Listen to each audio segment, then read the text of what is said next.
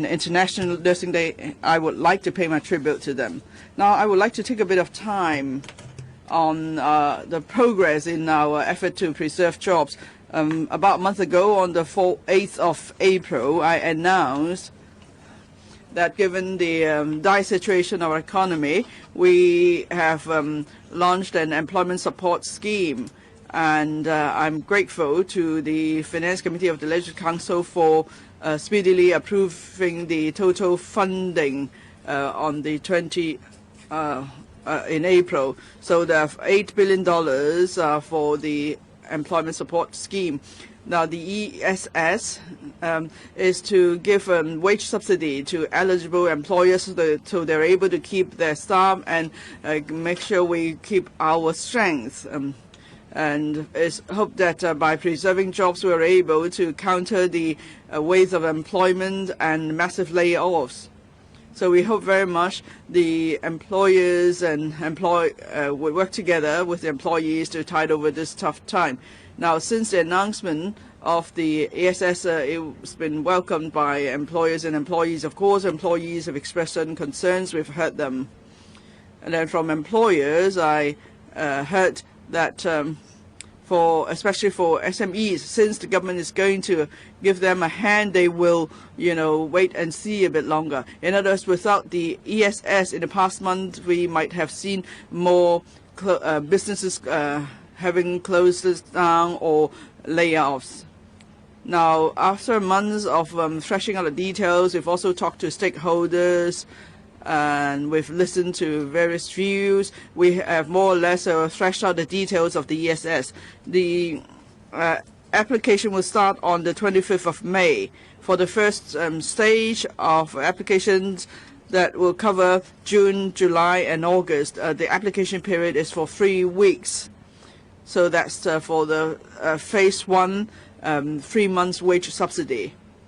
Today, I'm going to give you the latest arrangement after we have, fine-tuned the scheme. Later on, the Secretary for Labour and Welfare and the head of PICO will be hosting a press briefing later on to give you more details about the ESS. Now, for anti-epidemic fund items, we've published a leaflet, and we have made it clear from the outset that all these items are for immediate relief. So for the ESS or for other items under the anti-epidemic fund, they must meet the following criteria. First, they must be easy and simple to understand. Secondly, application must be straightforward. And thirdly, funds must be dispersed quickly. And fourthly, the coverage should be as wide as possible so more individuals and businesses could benefit. Fifthly, this is to pave the way for the economic recovery later on. I am confident to say that after we have fine-tuned the details of the ESS, the scheme is better able to meet the 5 criteria I just mentioned. Now I'm going to talk about improvement measures. We want to help more employees to benefit from the ESS so they're able to keep their job. We are going to launch a series of enhancement measures. First of all, for employees above the age of 65 or above who do not need to make any MPF contribution, they were originally excluded from the ESS because they do not have to make contribution to MPF.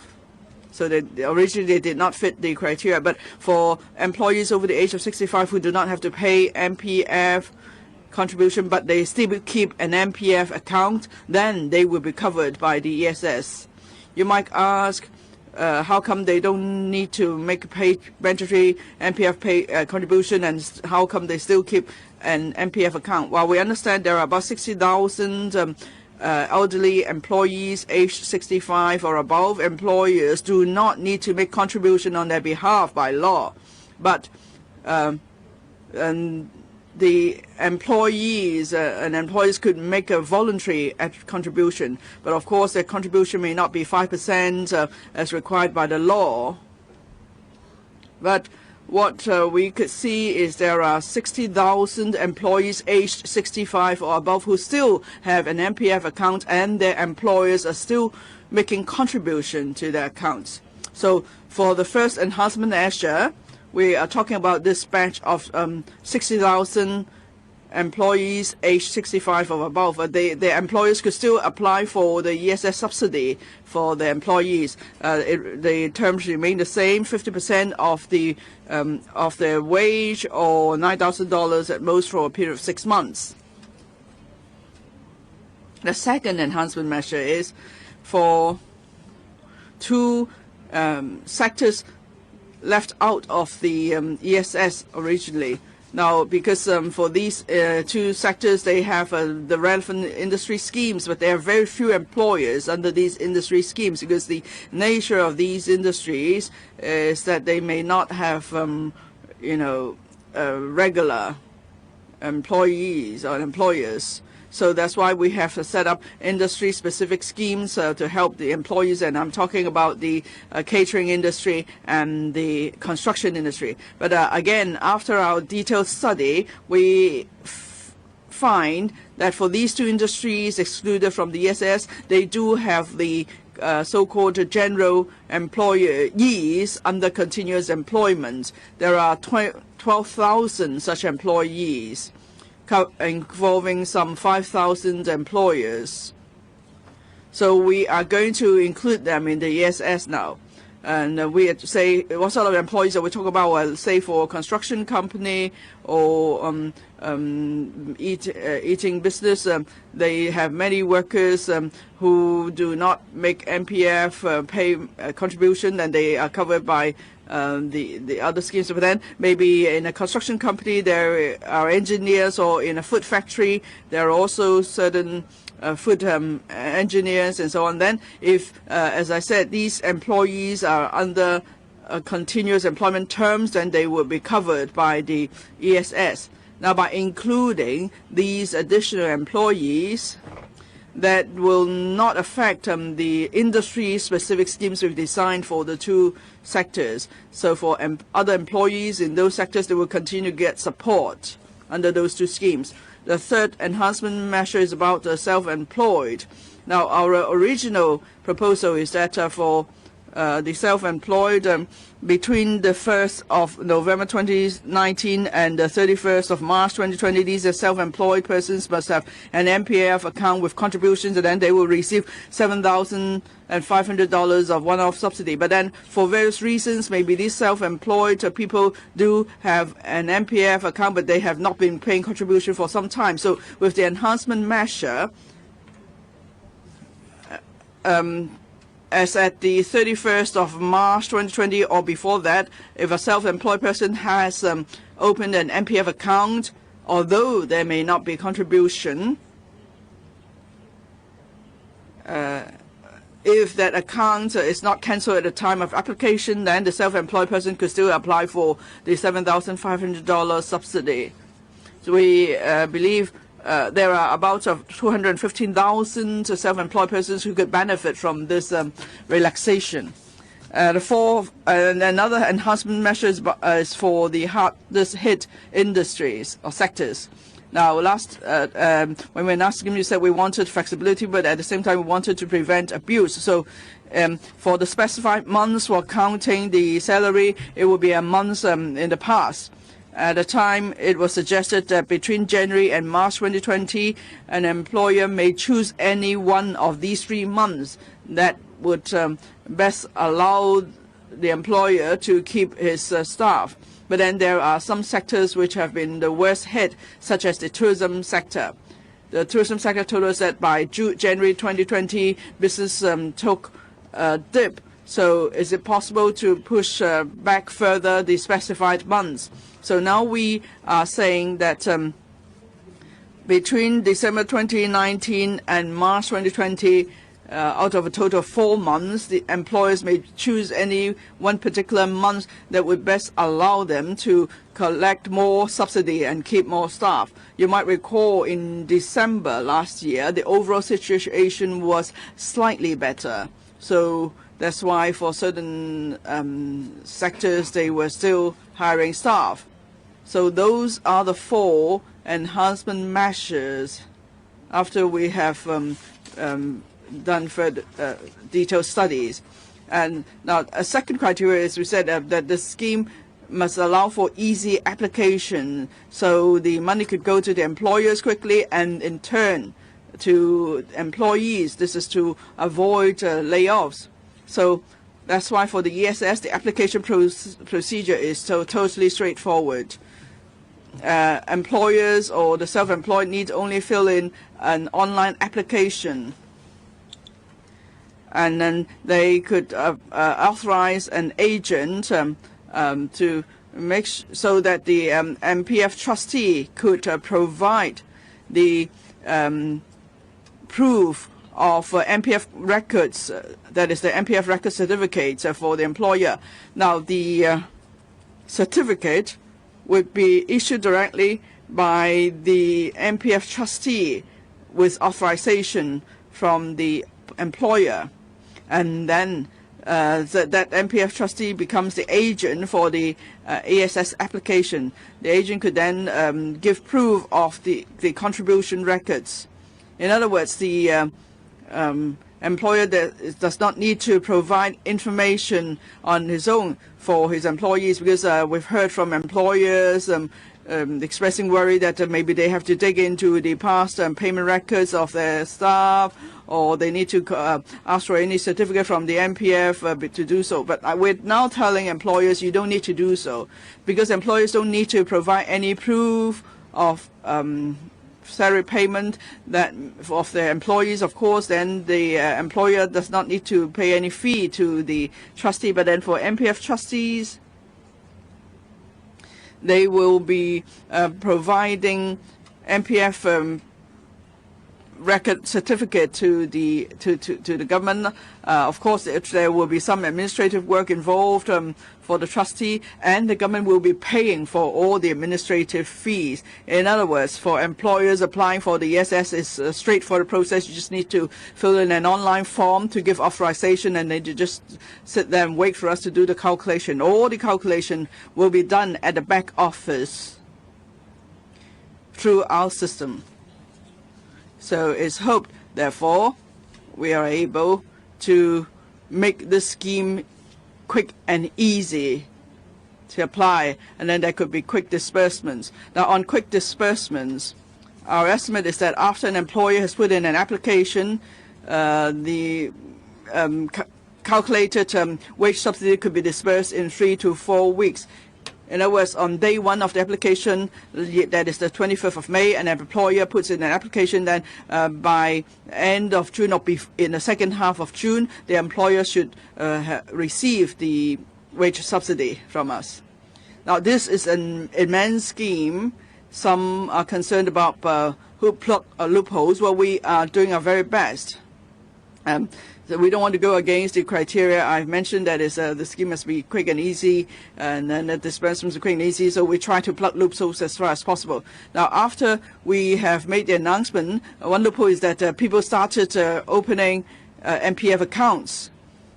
But then for the stage 1 of the ESS, that is for June, July, and August, this is only for MPF accounts opened before the 31st of March 2020. Now, for MPF accounts opened after the 31st of March 2020, then these accounts are not eligible for the phase 1 of the ESS. But of course, for phase 2 of the ESS, we will will announce the details later.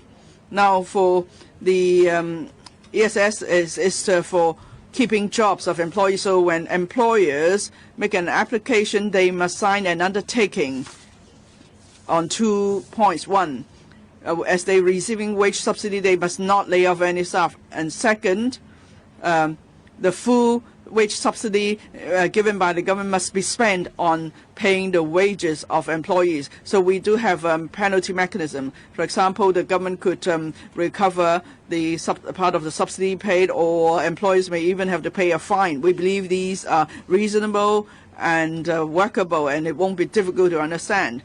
Later on, Dr. Law will be giving you details in a technical briefing.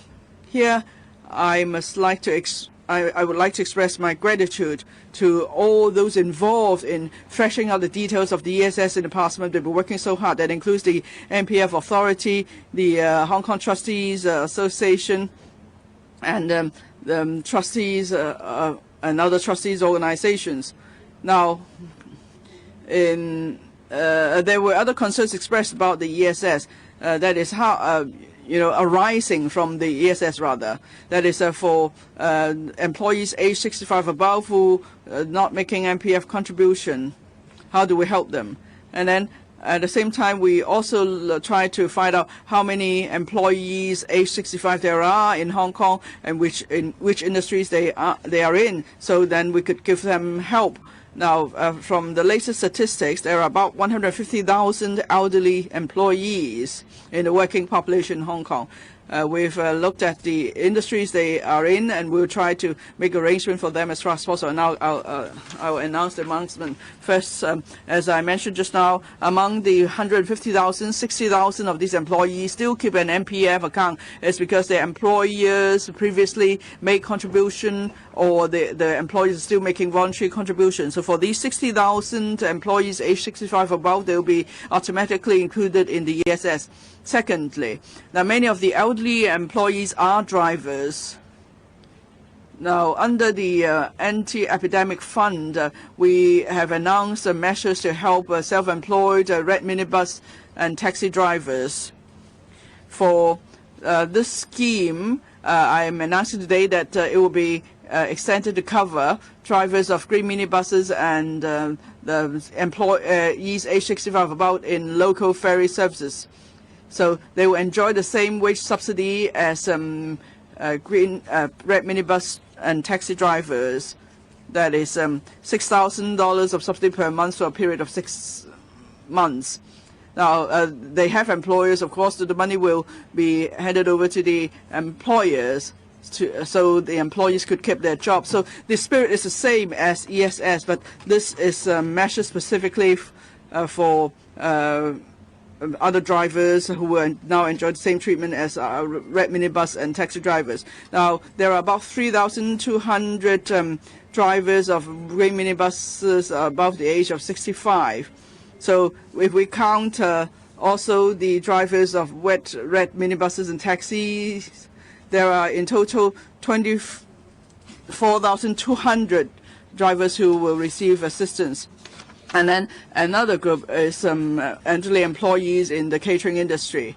Now, when we made the announcement the first time, there is a specific industry-specific scheme to cover them. There are about 70,500 of them.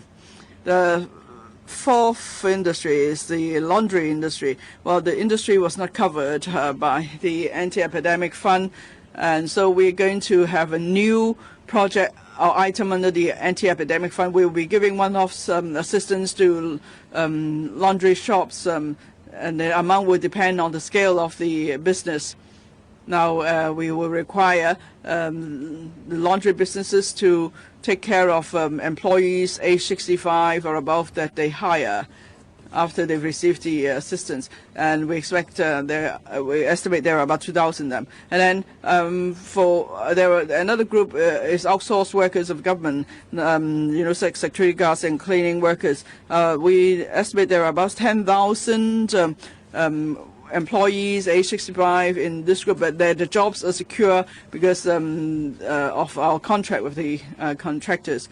So these for employees age 65 above, the above measures cover already more than 110,000 employees age 65 above, in particular the grassroots employees. We believe, therefore, we are able to achieve our objective of preserving jobs.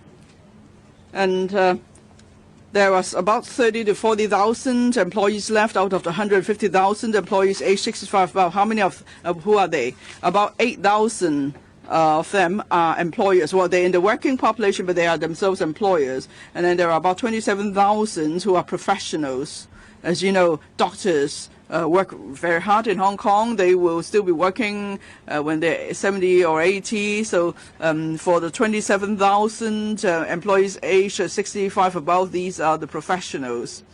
And the third type are those who work in subvented organizations such as health organizations or social welfare organizations. These are also elderly employees, but then their jobs are secure also because they're receiving subventions from the government. So we believe, therefore, our enhancement measures have answered the views expressed by various sectors in the past few months. We are now positively responding to all these views. Hopefully, on the 25th of May, when we launch the ESS, everything will go well. Now, I will take questions from the floor. And may the press please state your organization and speak through your microphone. So report it in the middle row. Cable News. And just now, on your remarks on the general studies subject, and someone were deliberately spreading false biased information on campuses. That's a serious allegation. So what concrete proof do you have to prove your allegation? And or what kind of people are spreading of the false biased information according to you? So do you think that so many young people taking the streets is due to